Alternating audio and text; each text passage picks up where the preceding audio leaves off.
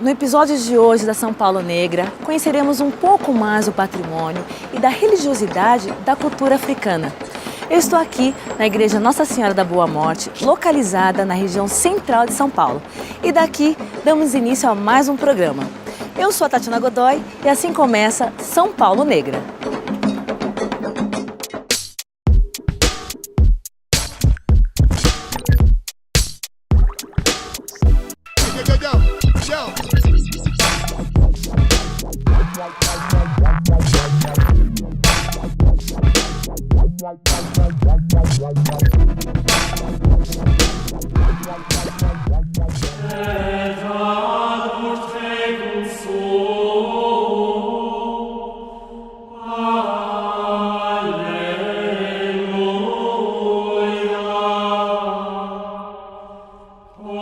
A Igreja de Nossa Senhora da Boa Morte localiza-se na Sé e foi palco de um marco histórico. Pela primeira vez nos bancos de uma igreja de São Paulo, negros e brancos se sentaram lado a lado. Eu sou com a Paula, que ela é missionária da Aliança de Misericórdia e vai falar um pouco pra gente da história da Igreja Nossa Senhora da Boa Morte. Tudo bom, Paula? Bem. Fala um pouco pra gente, por que esse nome Nossa Senhora da Boa Morte? Todo mundo estranha, né, quando a gente fala assim, Igreja Nossa Senhora da Boa Morte. Mas a igreja ela tem uma história muito bonita. Ela foi fundada pela Irmandade, né, dos Irmãos Pardos da Nossa Senhora de Boa Morte. Então não eram necessariamente os negros, então já por isso tinha essa questão meio que do meio ali, né?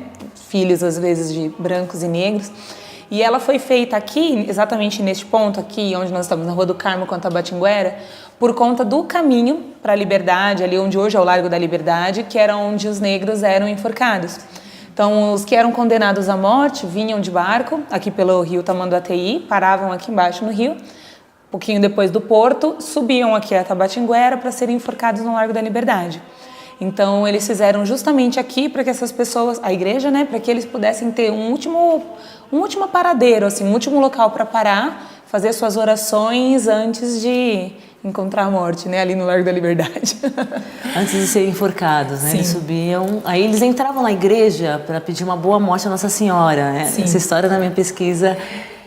Até assim, Nossa Senhora da Boa Morte, na verdade, é Nossa Senhora da Assunção. É a mesma Nossa Senhora, porque a tradição acredita que Nossa Senhora não morreu assim como nós, né, de morrer e ter o corpo enterrado.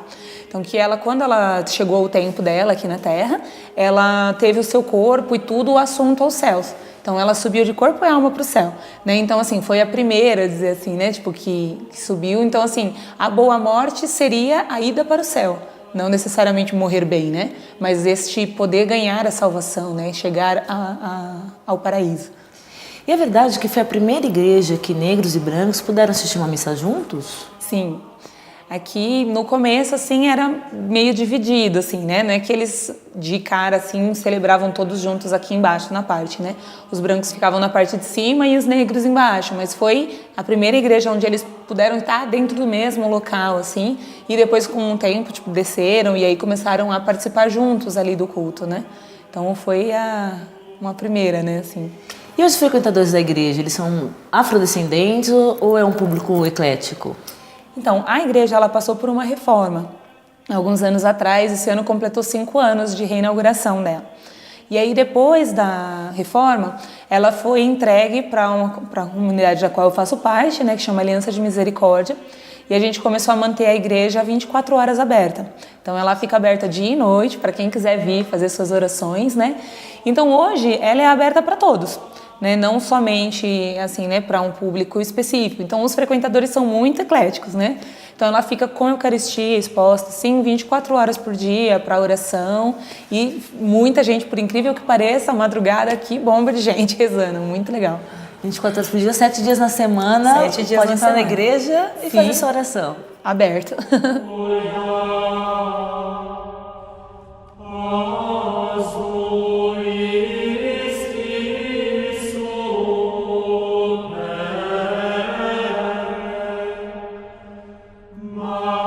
A igreja é linda, é um belo patrimônio da cidade e eu adorei conhecer a história que refletiu na condição do negro no Brasil.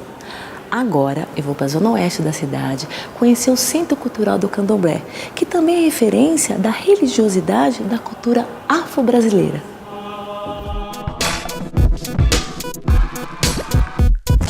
E aí, Juluco, Oyonile, Kilo cheio, Iriquini, Baudê. Eu estou na frente do Centro Cultural do Candomblé, que foi criado com o objetivo de promover e ensinar a doutrina da religião e seus rituais. Vamos conhecer? E aí, Juluco, Oyonile, Kilo cheio, Iriquini, Baudê.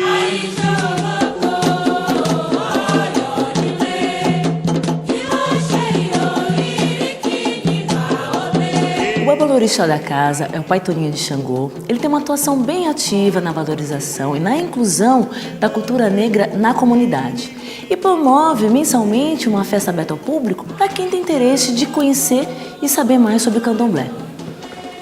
Tudo Oi, bem, Pai Tatiane, tudo bem? Como é que você está? Toninho? Eu estou bem. Eu também. Aí, Juluco, Oyonile, Kilo cheio, Iriquini, Baudê. Pai Toninho, como que surgiu o Centro Cultural do Candomblé? Ô, minha filha, eu sou de Recife. Vim de lá para cá muito jovem, com 15 anos. Hoje já estou quase com 70. E fiz meu santo em Recife, no Xambá, né? E depois eu fui para o Candomblé, tomei a obrigação no Candomblé também, raspei, tomei 7 anos.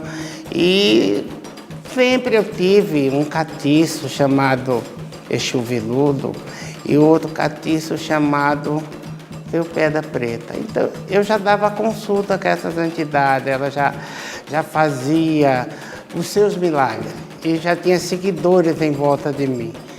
E daí eu tive a primeira casa no Parê, na Casimiro de Abreu, lá há uns anos, e vai 41, 42 anos que eu estou aqui.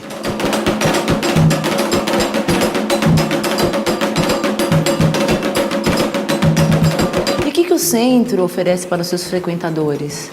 Olha, Tatiana, o centro ele oferece tudo para as pessoas que frequentam. Porque quando alguém está bem espiritualmente, tudo na vida fica bem.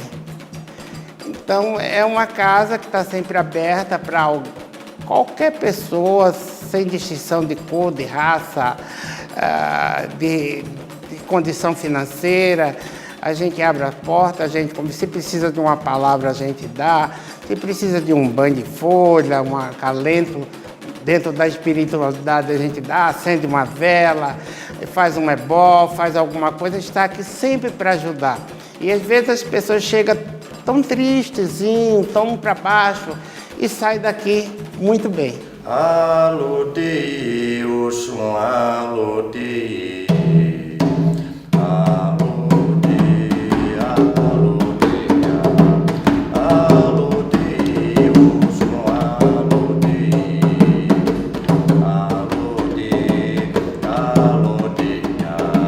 O senhor acredita que o candomblé ainda é uma resistência do negro? Com certeza, é uma resistência. Não vai porque caráter nem todo mundo tem. Respeito por si próprio nem todo mundo tem.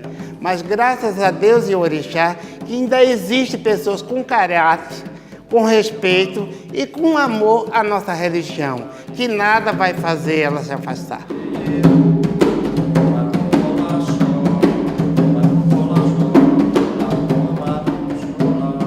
Eu estou revigorada após essa visita ao centro. A força e a luz dos orixás é um dos maiores patrimônios que a África pôde nos trazer.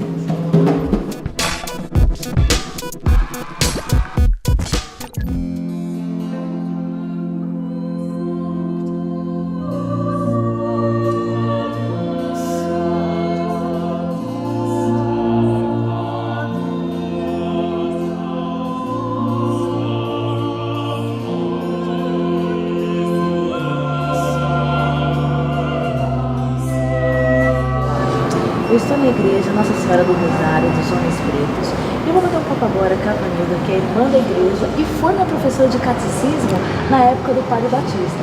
E vou conversar também com o seu Carlos Exídio, que é lá da Casa Verde. Tudo bem? Tudo bem. Tudo bem, Vanilda? Fala um pouco pra gente sobre a história da Igreja Nossa Senhora do Rosário dos Homens Pretos. A nossa capela está aqui desde 1711 e a nossa festa é 7 de outubro. Então, a nossa capela é uma forma de resistência, de luta, de perseverança na irmandade e também na formação católica apostólica romana. Estamos aqui acolhendo os excluídos no Centro Velho, na cidade de São Paulo. Bacana. Tudo bem, seu Carlos Exídio? O senhor é da Irmandade de São Benedito da Casa Verde, né? Perfeito. Qual é a relação com a Igreja Nossa Senhora do Rosário dos Homens Pretos? A Irmandade de São Benedito da Casa Verde, ela foi fundada em 1941 por descendentes também aqui da Nossa Senhora do Rosário dos Homens Pretos, sendo que aqui é a matriz porque ela é a mais antiga. E os irmãos, muitos aí quando foram morando para os bairros, foram fundando as irmandades nos seus bairros. E a nossa é uma delas, descendente da Nossa Senhora do Rosário dos Homens Pretos.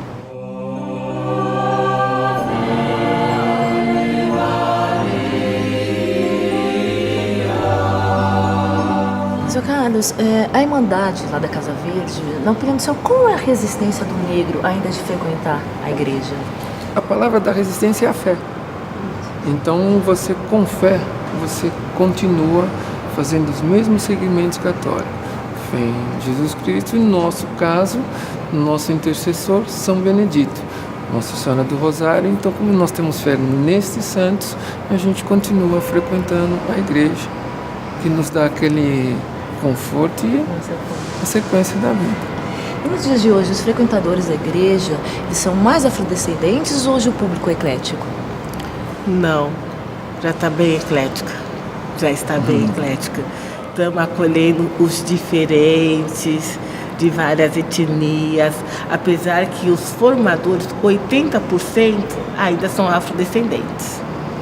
É uma história muito rica, né? Sim. Tanto a igreja lá da Casa Verde, como a igreja Nossa Senhora do Rosário dos Homens Pretos, que eu fiz catecismo aqui e a professora Vanilda foi minha professora de catecismo na época do Padre Batista.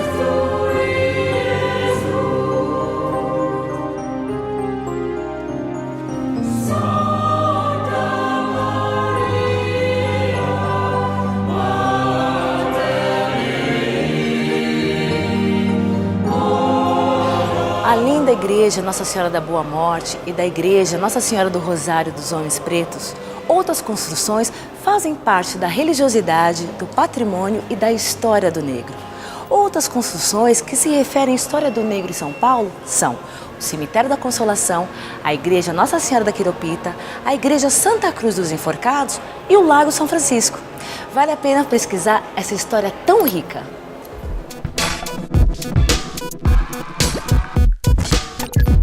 Egle pipoca, egle pipoca.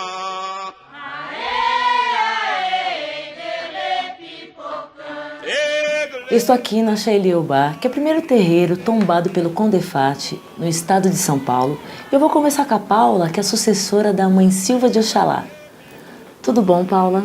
Oi, tudo bem? Bom dia, é um prazer recebê-la aqui com a gente. O prazer é meu. Fala um pouco pra gente do surgimento do Axaileuba. Bom, o Axaileuba ele surgiu em 1950 com o fundador da casa, o pai Caio de Xangô, Caio Egídio de Souza Aranha, no bairro do Brás. Então, a casa começou lá mesmo, no bairro do Brás, e por racismo mesmo, por preconceito, por muita perseguição, o axé teve que mudar de lá e veio para o bairro do Jabaquara, na Rua Mucuri. Na Rua Mucuri, a nossa casa começou cada vez mais crescer, adeptos começaram assim, a se agregar, né? Então, com esse crescente do próprio contingente de frequentadores, o pai Caio teve que procurar um novo local, um local maior, porque na Mucuri era um sobrado, e um sobrado relativamente pequeno pelos números de frequentadores. Né? Então foi aí que ele achou aqui, né, a Rua Azor Silva, número 77, onde hoje está localizado o Axaileuba. E a partir daí ele começou cada vez mais se engajar no trabalho dele como espiritualista, né, tocando a Umbanda. E nessa Umbanda ele também tinha um pouco de mistura com o Candomblé, né? Então era Umbanda e Candomblé. E o Candomblé foi iniciado na orixalidade com a nação Queto. E aqui no Axé Ilhéubá que ele começou a tocar somente o Candomblé. Então, no Brás e na Mucuri era Umbanda, e aqui mesmo, quando ele iniciou, ele começou mesmo o Candomblé da nação Queto. O Axé Ilhéubá, ele foi reconhecido como patrimônio cultural, educacional, em São Paulo e no país, na cidade. Conta um pouco pra gente dessa história. Bom, com a morte do pai Caio, né, em 84, as coisas começaram a ficar um pouco complicadas. Por quê? Porque a mãe Silvia, ela era sobrinha dele, porém ele não deixou filhos, né? Então, em questões de herdeiros, a mãe Silvia ela tinha que tomar cuidado, porque as pessoas da família mesmo que tinham direito da herança, eles não tinham interesse em continuar com a orixalidade, em continuar com a preservação da religiosidade, né? Então foi aí que ela começou com engajamento no Condefat, com um projeto para tombar o local, onde tombando não poderia ser mexido. Então foram anos de muita briga, de muita luta, de muita resistência, de perseverança. E ela, como uma guerreira nata, ela lutou, persistiu, que até ela conseguiu que o Condefat, né, reconhecesse aqui como patrimônio histórico, o primeiro patrimônio histórico do estado de São Paulo, né? E para a gente foi uma grande vitória, porque nós fomos reconhecidos não só pelo patrimônio histórico como material, como também imaterial. Então isso foi muito importante, foi um marco, tanto para nós como também pela evolução do Condefat. Como você falou do preconceito, as religiões de origem africana, como o Candomblé, ainda sofrem muito preconceito em relação a outras religiões socialmente aceitas. Como mudar esse quadro? Eu acredito que, assim, para mudar, a gente precisa de muito conhecimento, porque as pessoas, elas costumam não aceitar aquilo que ela não conhece, né? Ou mesmo falar bobagem, ou falar de uma forma errônea aquilo que ela não conhece, né? Então, assim, a gente aceitar que nós estamos num estado laico, né, e que a gente precisa respeitar todos os tipos de religiosidade, todos os tipos de crença, todos os tipos de cultura, todos os tipos de raça, independente de cor, de credo, a gente tem que respeitar o ser humano como um todo, e conhecer o desconhecido, porque aí que está o problema. A pessoa não conhece a nossa religião, não sabe o quanto bela e linda que é a nossa religião, que a gente acredita mesmo nos elementos da natureza. O orixá é pureza, o orixá é vida. A nossa religião, ela prega o bem, ela prega a paz, ela prega amor. Então as pessoas, elas têm uma imagem errônea do candomblé, né? Acredito que isso, para mudar, ainda leva um tempo, porque a intolerância religiosa é grande ainda nos dias de hoje, né? Mas nós temos que lutar, arregaçar as mangas, mostrarmos as nossas caras, não termos vergonhas de sermos quem nós somos, entendeu? Assumirmos mesmo o que nós acreditamos e enfrentar. Muito obrigada, Paula, por explicar um pouco mais sobre a Axé Ilhéubá. Obrigada, eu que agradeço pela entrevista. Seja bem-vinda sempre, a Axé Ilhéubá está com as portas abertas toda vez que necessária. Nós que agradecemos. Obrigada.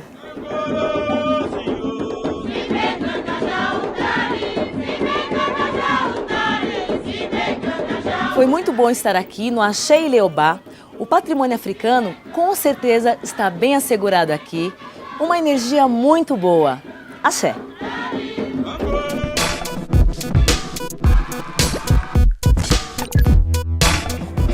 Para terminar o episódio de hoje, eu vim conhecer o coral da comunidade Resgate. Vamos ouvir essas lindas vozes? Nós queremos sentir mais a sua porção. Santo Espírito derrama o seu poder. Vem nos dirigir, vem nos abençoar, Deus. O teu amor queremos receber. Nós queremos sentir mais a tua porção. Santo Espírito derrama o seu poder. Eu estou com o pastor Fabinho, que é responsável da comunidade Resgate, e a gente vai bater um papo. Tudo bom, pastor Fabinho? Olá, Tati. Tudo bem? Tudo ótimo. É um prazer imenso lhe conhecer, viu? Estou à disposição. Santo Espírito derrama o seu poder. Fala um pouco pra gente, pastor, como começou o coral da comunidade Resgate? Conta a história pra gente. Então, esse coral ele começou através de um sonho, né? Eu sempre assim admirei muito, né, as igrejas americanas, as igrejas batistas, do qual eles sempre apresentaram a Deus esse coral, né? E o meu desejo, quando nós começamos esse trabalho, é trazer a música, né, somente a música negra, né, para dentro de um bairro que é um bairro muito sofrido aqui, né? E uma das coisas que eu sempre perguntei para mim mesmo, como que eu posso fazer algo para essa comunidade, né? De que meio, de que forma? E Deus ele me deu a inspiração na área da música, né? E tem sido um trabalho muito, muito bacana, do qual tem atraído as famílias do bairro, né? Guaianazes tem conhecido um pouco do trabalho cristão através da música. E a religião é uma forma de inserir o negro na sociedade? Olha, completamente, né? A religião, ela nos ensina, nos educa muito, né? E através da música, isso tem atingido os jovens, as crianças, amam demais a área musical. Então tem sido uma força muito grande, principalmente aqui no bairro de Guaianazes, né? Do qual nós temos assim implantado, trazido um pouco essa música americana para cá, e tem sido maravilhoso, prazeroso mesmo.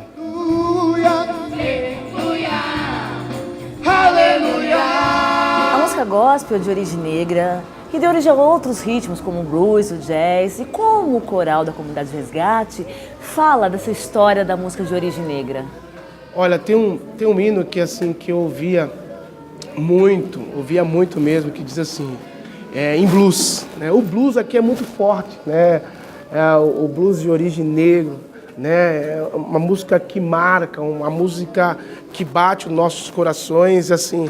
E nós estamos trazendo o blues, né, para a comunidade, trazendo também o samba, né? Nós fazemos uma área musical voltada ao samba muito forte aqui também, né? E usamos algumas técnicas com os músicos daqui da igreja. E tem sido assim prazeroso, porque a música negra ela está enquadrada dentro de nós, né?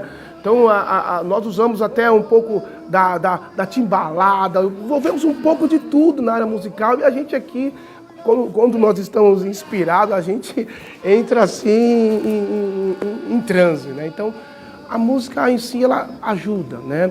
Sempre começa com um estalar de dedo, né? Um piscar de olho, um balançar.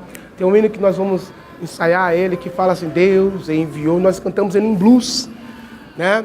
Então tem aquela pegada, né? Tandandam, tandam. E assim, mexe demais conosco. E assim, a música, para mim, como pastor, ela é uma grande ferramenta para um trabalho de mudança de vida, de caráter, de personalidade. E é um prazer mesmo, assim, trabalhar com a música. O prazer foi meu, pastor Fábio, conversar com o senhor e saber um pouco mais da comunidade Resgate. Obrigado mesmo. E assim termina mais uma São Paulo Negra. Até a próxima.